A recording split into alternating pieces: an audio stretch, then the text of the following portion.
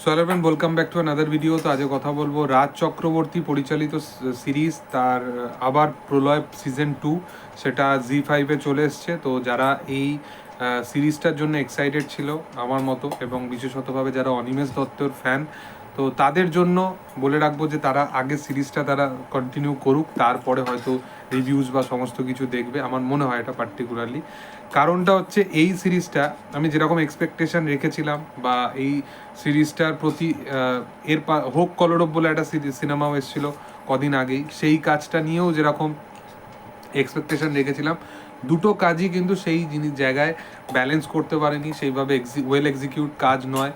তো আমার এই কাজটা আমি যেরকমভাবে ভেবেছিলাম, মূলতভাবে 7খানা এপিসোড আছে, 8টা এপিসোড তারা পরবর্তী টাইমে ডেলিভার করে, এবং 8 নম্বর এপিসোডটা বাদ দিয়ে এবং প্রথম দিকের একটা দুটো এপিসোড বাদ দিয়ে এই সিরিজটা পুরোপুরি একটা ফ্ল্যাট সিরিজ, মানে জাস্ট বানাতে হয়, তারা জাস্ট বানিয়ে দিয়ে গেছে, এরকম একটা ব্যাপার।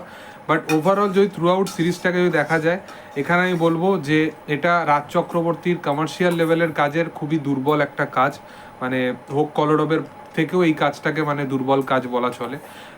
এখানে মূলতভাবে পজিটিভ পয়েন্ট বলতে এখানে কিছু কিছু পার্শ্ব চরিত্র আছে, এবং শাশ্বত চ্যাটার্জি অ্যাজ ওয়েল, তার পারফরমেন্স, এই প্রত্যেকটা জিনিস অবশ্যই ভালো, এবং কিছু কিছু জায়গায় ওনার যে হিউমারটা, মানে ওনার ক্যারেক্টারটার যে হিউমারটা, সেটা অবশ্যই নজর কাড়ে। বাট ওভারঅল যদি থ্রু আউট তোমরা সিরিজ হিসাবে যদি এটাকে বলো, যে এই সিরিজটার যে ট্রিটমেন্টটা সেটা খুবই ব্যাকডেটেড, মানে এই সিরিজে যেভাবে হিউমারগুলোকে ব্যবহার করা হয়, এই সিরিজে যেরকম অ্যাকশন দেখানো হয় এবং যেরকমভাবে স্কেলগুলোকে দেখানো হয়, সেইগুলো খুবই ব্যাকডেটেড। আমরা সবসময় বাংলার কোনো কাজের ক্ষেত্রেই যে আমরা সেই মাইন্ডসেটের সাথে যদি দেখতে বসি যে এটা বাংলার কাজ, এখানে মানে ভিএফএক্সের এত ইউজ হয় না, বা এখানে বাজেটের প্রচণ্ড প্রবলেম হয়, বাট সিজন 1-এ কিন্তু কম্পারেটিভলি অনেক বেস্ট কিছু নিজের তরফ থেকে ডেলিভার করেছিল রাজ চক্রবর্তী। বাট এইখানে মানে জিনিসগুলো মানে খুবই চোখে লাগছে, কিছু কিছু জিনিস খুবই ক্রিঞ্জ, কিছু কিছু সিন আছে যেগুলো বলতে পারো যে যার কোনো প্রপার জাস্টিফিকেশান নেই। মানে আমি কমার্শিয়াল লেভেলে বানাচ্ছি, বাট কমার্শিয়াল ট্রিটমেন্টের সাথে যদিও বানাই, সেখানে আমাকে 2026-এ দাঁড়িয়ে অ্যাকচুয়ালি ট্রিটমেন্ট এমন রাখতে হবে যেটা আমাকে অ্যাটলিস্ট মজা দেয়। মানে ফুললি যদি মাস মেটেরিয়ালে আমি জিনিসটাকে বানাই, তাহলে সেটাকে মজা দিতে হবে। বাট আমি যখন একটা পুলিশের অ্যাঙ্গেলে সেই জিনিসটাকে দেখাচ্ছি, যেখানে পুলিশ সুপার হিউম্যান হিসাবে অ্যাক্টিভিটিস করছে না, তখন আমাকে একটু সারফেস লেভেলে একটুখানি জিনিসটাকে রিয়েলিটির সাথে ম্যাচেবলভাবে বানাতে হবে। যেমন এখানে পুলিশগুলো যেভাবে ইনভেস্টিগেশন করছে, সেই ইনভেস্টিগেশনের যে পাথটা, সেখানে আমরা অ্যাজ এ ওয়েব সিরিজ হিসাবে বা বাংলা সিনেমার হিসাবে, সেখানে তো আর কোনো বাজেটের প্রয়োজনীয়তা থাকে না, সেখানে স্ক্রিপ্টিংয়ের ভালোর প্রয়োজনীয়তা থাকে। তো সেই জায়গায় দাঁড়িয়ে ইনভেস্টিগেশনের মধ্যে কোনো নতুন অর্থ নেই, মানে সেটা মানে যেভাবে আমরা ভাবছি সেভাবে। সিরিজের যে অ্যান্টাগনিস্ট, যে এখানে আমরা অনিমেষ দত্তর ক্যারেক্টারটাকে প্রপার বিল্ড আপ সেভাবে দিতে পারবো যে সে ক্যারেক্টারটা এতটা সিকিউরড একটা চরিত্র, তাকে চ্যালেঞ্জ ছোড়ার মতো মানে এমন একটা অ্যান্টাগনিস্টকে বানাতে হবে, বা তার ক্যারেক্টারটাকে যেভাবে লিখতে হবে সেটা প্রপার লেভেলে যেন হয়, তো সেটা খুবই দুর্বল।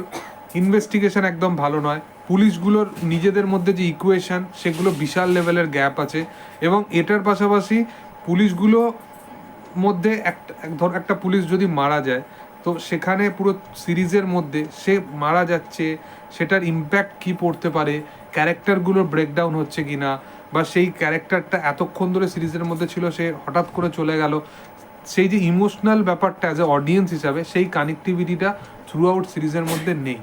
এছাড়া একটা ক্যামিও আছে যেখানে তারা ক্রস ওভার বানানোর চেষ্টা করছে। আমি যদি ওই অ্যাঙ্গেলে যদি সিরিজটাকে দেখি, তাহলে হয়তো সিরিজটা ভালোভাবে সেই জিনিসটাকে এক্সিকিউট করেছে রাজ চক্রবর্তীর ডিরেকশান।